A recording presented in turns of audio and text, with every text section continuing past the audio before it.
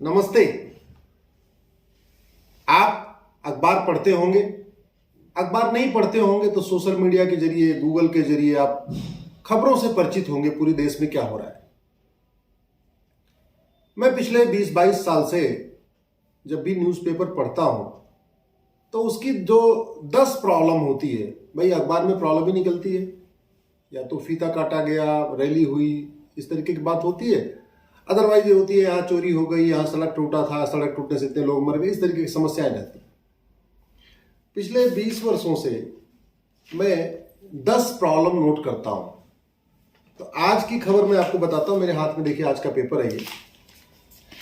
पहली खबर ये है, अमृतसर में हिंदू नेता सुधीर सूरी की गोली मारकर हत्या।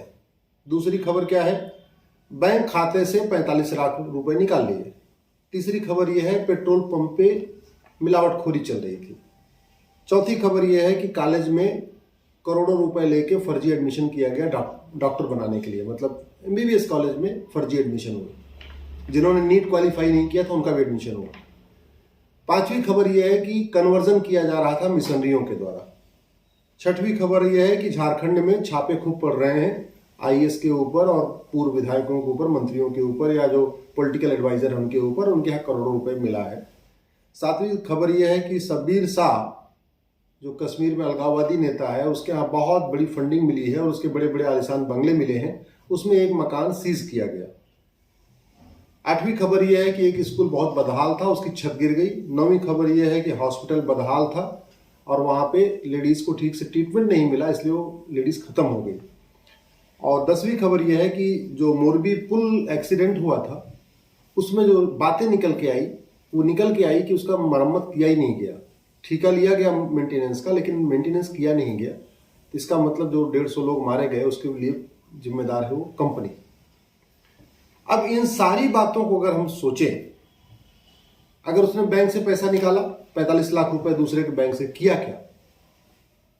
शानो शौकत पे खर्च किया होगा, अपना घर मकान बनाया होगा, हो सकता है कार खरीदा होगा, बढ़िया मोबाइल खरीदा होगा, लैपटॉप खरीदा होगा, हो सकता है घूमने टहलने गया हो, ये भी होगा।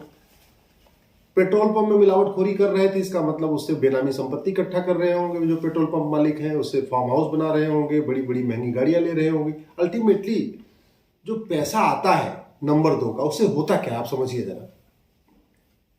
महंगे फोन खरीदेंगे, महंगी कार खरीदेंगे, महंगी बाइक खरीदेंगे, महंगा बड़ा मकान बनाएंगे, मकान से भी ज्यादा पैसा बचेगा तो फार्म हाउस खरीदेंगे, भारत में घूमेंगे, भारत में घूमने से भी ज्यादा पैसा बचेगा तो विदेश घूमेंगे। यही तो होगा। फर्स्ट क्लास चलेंगे ट्रेन में, फ्लाइट से चलेंगे तो एग्जीक्यूटिव क्लास में चलेंगे, यही करेंगे। अल्टीमेटली पैसा कोई खाता नहीं है। कोई जो भी लोग अवैध काम करते हैं किसी भी तरीके का, वो पैसा कोई खाते नहीं। दुर्भाग्यवश ये खबरें आप भी पढ़ते हैं, मैं भी पढ़ता हूं, पूरा देश पढ़ता है। अखबार के माध्यम से पढ़ते हैं, न्यूज़पेपर में सुनते रहते हैं, उसको देखते हैं, लेकिन कभी हम इस पर चिंतन नहीं करते कि इसका अस्थायी समाधान क्या है। हमें बुखार होता है तो डॉक्टर के पास कहते हैं कि भैया डॉक्टर साहब ऐसी दवा दो जो बुखार ये ठीक हो जाए। तो डॉक्टर क्या करता है, एक तो बुखार उतारने की जो टेम्परेचर उसको डाउन करने की एक दवा देता है, दूसरा एक एंटीबायोटिक भी देता है कि भाई आगे से परमानेंट बंद हो जाए। मतलब ऐसा नहीं कि डॉक्टर ऐसी दवा नहीं देता कि आज एक पैरासीटामोल दे देगा, आज खा लो जी बुखार उतर गया, कल फिर बुखार चढ़ेगा फिर खाना, परसों फिर चढ़ेगा फिर खाना। तो ये जो समस्याएं आपसे हम बता रहे हैं, आतंकवादियों की फंडिंग, जिहादियों की फंडिंग, मिशनरियों की फंडिंग, अलगाववादियों की फंडिंग, माओवादियों की फंडिंग, नक्सलियों की फंडिंग, मिलावटखोरी, छापामारी, नक्काली, घूसखोरी, जमाखोरी, मिलावटखोरी, कालाबाजारी, ये एक दिन में तो नहीं हो रहा है, ये तो लगातार चल रहा है। तो लगातार चल रहा है तो इसका परमानेंट सोल्यूशन क्यों नहीं हो रहा है? अस्थायी समाधान क्यों नहीं हो रहा है? और अस्थायी समाधान क्या है, मैं इस पे आपसे बात करना चाहता हूं। बड़ी सीधी सी बात है, यदि आदमी किसी भी तरीके का अवैध काम कर रहा है, चाहे वो नकल माफिया हो, चाहे खनन माफिया हो, चाहे वो ड्रग माफिया हो, चाहे वो मानव तस्करी करता हो, चाहे नशा तस्करी करता हो, चाहे सोना तस्करी करता हो, चाहे चंदन तस्करी करता हो, लड़कियों की सप्लाई करता हो, लड़कियों की तस्करी करता हो, जो भी, या किडनी बेचता हो लोगों का, कुछ भी करता हो, सरकारी डॉक्टर चाहे वो दवाइयां बेच रहा है या जो भी कर रहा है, या चाहे सरकारी स्कूल का टीचर स्कूल में नहीं पढ़ाता, अपनी कोचिंग चलाता, जो भी करता है, अल्टीमेटली वो अवैध पैसा कमाता है। अवैध पैसा वो खाता नहीं है, अवैध पैसा वो अवैध तरीके से खर्च करता है। अय्यासी भी खर्च करेगा, सारों शौकत पे खर्च करेगा, अपने पैसे के सोना खरीदेगा, चांदी खरीदेगा, यही तो करेगा। इसको बड़े आराम से रोका जा सकता है। मैं एकदम क्लियर कह रहा हूं, बहुत आराम से रोका जा सकता है। इस देश में 80 करोड़ लोगों को मुफ्त में राशन दिया जा रहा है, ये तो आपने सुना है, कई बार अनाउंसमेंट होता है, माननीय प्रधानमंत्री जी भी कई बार कह चुके हैं। सब लोग कहते हैं कि भाई 80 करोड़ लोगों को हम राशन दे रहे हैं मुफ्त में। मुफ्त में राशन गरीबों को दिया जाता है, अमीरों को दिया नहीं जाता। तो इसका मतलब 80 करोड़ लोग पर डे 50 रुपए से कम खर्च करते हैं, तो उनको तो 50 रुपए से बड़े नोट की जरूरत नहीं है। सरकारी आंकड़े कहते हैं 110 करोड़ लोग पर डे 100 रुपए से कम खर्च करते हैं, यानी टोटल 110 करोड़ लोगों को 100 रुपए से बड़ी नोट की जरूरत नहीं। अब जो बाकी बचे लोग हैं, यानी 80% लोगों को भारत में 100 रुपए से बड़े नोट की जरूरत ही नहीं है। न मजदूरों को जरूरत है, न किसानों को 100 रुपए से बड़े नोट की जरूरत है, न जो ड्राइवर का काम करते हैं, घर में काम करते हैं, जो भी और इस तरीके के घरेलू काम करते हैं, उनको भी 100 रुपए से बड़ी नोट, 100 रुपए आप पर डे उनका 100 रुपए खर्च होता है मैक्सिमम। और जो ज्यादा खर्च करते हैं 100 रुपए से बड़ी नोट, उनके पास एटीएम है, पेटीएम है, भीम है, यूपीआई है, डेबिट कार्ड है, क्रेडिट कार्ड है, सब कुछ है। तो सवाल यह है कि 100 रुपए से बड़ा नोट चल किसके लिए रहा है? अगर 100 रुपए से बड़ी नोट बंद कर दें तो ये जो एजेंडाधारी पत्रकार हैं, जो अलग तरीके की बातें करते हैं, इनको सबको विदेशी फंडिंग होती है। ये फ्री में कोई काम नहीं करते। ये जो नक्सली हैं, इनको विदेशी फंडिंग होती है, माओवादियों को विदेशी फंडिंग होती है, जिहादियों की विदेशी फंडिंग होती है, मिशनरियों को विदेशी फंडिंग होती है। 100 रुपए से बड़ी नोट बंद कर दें तो ये 25% तुरंत खत्म हो जाएगा, तुरंत। लेकिन उसके लिए नोटबंदी करनी पड़ेगी। नोट बदली से काम नहीं चलेगा। नोटबंदी और नोट बदली में अंतर होता है। नोटबंदी का मतलब नोट बंद, जैसे नसबंदी का मतलब नसबंद, ऐसे नोटबंदी का मतलब नोट परमानेंट बंद। नोट बदली का मतलब होता है 500 रुपए के बदले नई 500, पुरानी के बदले नई 500, पुराने 1000 के बदले नया 2000, इसको कहते हैं नोट बदली। तो नोट बदली से काम नहीं चलेगा, नोटबंदी करना पड़ेगा। दूसरा, इस देश में सबका आधार बना हुआ, 130 करोड़ आधार बन चुका है।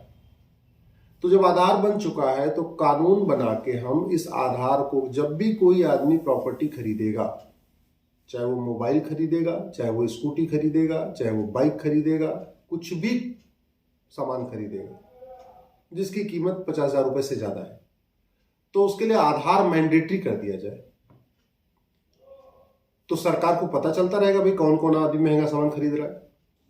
उससे ये भी पता चलेगा, अच्छा इसकी इनकम तो है नहीं, कमाता तो है नहीं, कोई काम धाम तो करता नहीं है, इनकम टैक्स तो भरता नहीं है, न ये किसान है, न ये मजदूर है, ये कुछ भी नहीं है।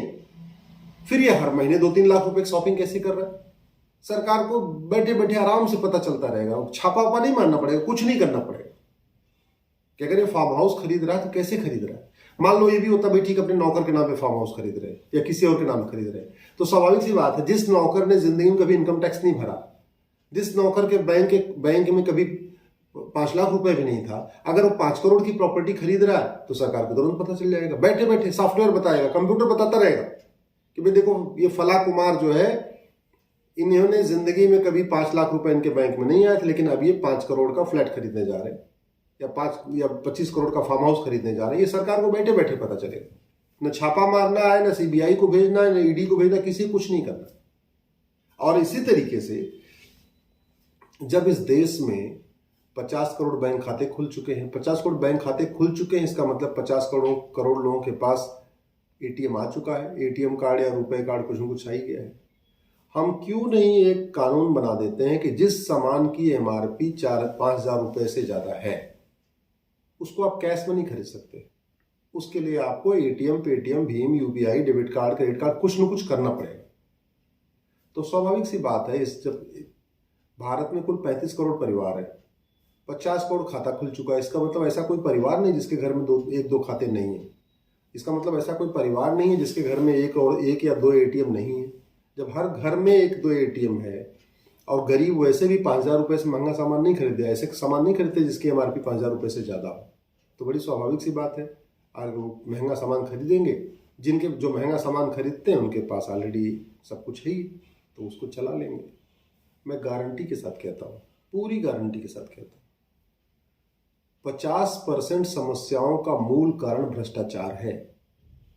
जैसे मैंने जो आज की खबर आपको बताई है, 10 खबर, चाहे वो पेट्रोल पंप में मिलावट हो रही थी, कॉलेज में फर्जी एडमिशन हो रहा था, या कन्वर्जन हो रहा था, या बेनामी संपत्ति मिली है, आतंकवादियों की फंडिंग हो रही थी, स्कूल बदहाल है, सरकारी हॉस्पिटल फटेहाल है, या मोरबी में जो एक्सीडेंट हुआ, अगर ये 5 काम कर दें, 100 रुपये से बड़ी नोट बंद कर दें, 5,000 रुपये से महंगे सामान का कैश लेन देन बंद कर दें, 50,000 रुपये से महंगी प्रॉपर्टी को आधार से लिंक कर दें, एक नार्को पॉलीग्राफ ब्रेन मैपिंग कानून बना दें, और अमेरिका की तरीके से जिसके पास भी काला धन, बेनामी संपत्ति, ऐसी संपत्ति मिले उसको आजीवन कारावास देने के लिए कानून बना दें।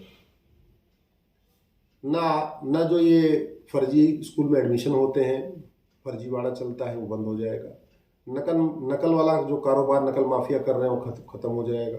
खनन माफिया का जो कारोबार चल रहा है वो खत्म हो जाएगा। ड्रग माफिया का कारोबार खत्म हो जाएगा। शराब माफिया का कारोबार खत्म हो जाएगा। स्कूल आपके अच्छे हो जाएंगे, जो स्कूलों में बदहाली चल रही है, आपके जो गवर्नमेंट हॉस्पिटल फटेहाल हैं वो ठीक हो जाएंगे। सड़कों में गड्ढा जो बार बार बन रहा है, गड्ढा बंद हो जाएगा। गड्ढे की वजह से मौत भी होती है, बहुत सारे लोगों की डेथ भी होती है। ये जैसे मोरबी पुल टूटा है, इस तरीके कोई पुल नहीं टूटेगा। सब चूंकि पैसा लेंगे तो स्वाभाविक सी बात है उस पैसे को यूज़ करेंगे, नहीं यूज़ करेंगे तो उसको खाएंगे थोड़ी पैसा। भाई अगर ठेकेदार ने 1 करोड़ रुपए लिया, 1 करोड़ मान लीजिए, एग्जाम्पल लेते हैं, चलो मोरबी पुल का एग्जाम्पल लेते हैं जो कि लेटेस्ट है। मान लीजिए मोरबी पुल का उन्होंने ठेका लिया 1 करोड़ रुपए में। अब 1 करोड़ में 20 करोड़ चला गया सांसद, विधायक, मंत्री को। 20 करोड़ ले लिया जो वहाँ पे जेई, एई, एक्सीएन जो सरकारी बाबू है, उन्होंने ले लिया। मतलब 100 करोड़ का ठेका हुआ, उसमें से 20 करोड़ सांसद, विधायक, पार्षद, प्रधान ले लिए। 100 करोड़ के ठेके में से 20 करोड़ बाबू, clerk, JE, junior engineer, assistant engineer, XEN, वो सरकारी अमला ले लिया। 40 करोड़ गया। 20 करोड़ उसने अपने लिए निकाल लिया ठेकेदार ने, तो 60 करोड़ तो निकल गए 100 करोड़ में से। बचा कितना? 40 करोड़। अब 40 करोड़ में जब काम होगा तो ऐसे ही काम होगा, फिर तो पुल टूटेगा। इसी तरीके जो पीडब्ल्यूडी में सड़कें बनती, सड़कें बनने क्या हो रहा है, जितने भी सड़क बनते हैं ये बार बार जो टूटते हैं, क्यों टूटते हैं? इसलिए टूटते हैं कि 20% नेताओं के पास गया, 20% नौकरशाहों के पास गया, 20% ठेकेदार ने अपने लिए रख लिया। अब बचा 40%। उस 40% में 20% तो मजदूरों को चला जाएगा, जो भी लेबर मजदूर काम कर रहे हैं। तो रॉ मटेरियल कितने का लगता है? मात्र 20%। तो स्वाभाविक सी बात है, जब रॉ मटेरियल खराब है आपका तो सड़क टूटेगी ही टूटेगी, गड्ढे होंगे। मेरा आप लोगों से आग्रह यह है कि जितनी हम समस्याएं देखते हैं, आपके लिए एक निवेदन करिए, जब भी सोशल मीडिया में कोई आदमी प्रॉब्लम शेयर करे उसको तुरंत टोकिए। भाई तूने प्रॉब्लम तो बता दिया, इस समस्या का मूल कारण बताओ और परमानेंट सोल्यूशन बताओ। जब भी आदमी कोई कन्वर्जन का कोई बात करे, कन्वर्जन का वीडियो ट्वीट करे, तुरंत टोकिए उसको, तुरंत उसको रिप्लाई करिए। इसका मूल कारण क्या है, स्थायी समाधान क्या है। कोई आदमी सड़क का गड्ढा दिखाए, पूछो इसका मूल कारण क्या है, स्थायी समाधान। जब तक मूल कारण और अस्थायी समाधान पे टोका टोकी शुरू नहीं होगी, तब तक ये पॉलिसीज बंद नहीं होंगी। और यदि भ्रष्टाचार के खिलाफ कठोर कानून अब नहीं बंद हुआ, अब नहीं बना, 100 रुपए से बड़ी नोट अब नहीं बंद हुई, प्रॉपर्टी को आधार से लिंक करने का कानून अब नहीं बना, तो याद रखिए कभी नहीं बनेगा। और अगर ये भ्रष्टाचार खत्म नहीं हुआ, समस्याएं खत्म नहीं होगी। आपको अगर ये वीडियो ठीक लगा हो, अधिक से अधिक शेयर करिएगा। ट्विटर पे, टेलीग्राम पे, फेसबुक पे, व्हाट्सएप पे, जहाँ जहाँ शेयर कर सकते हैं शेयर करिएगा। जय हिंद, जय भारत।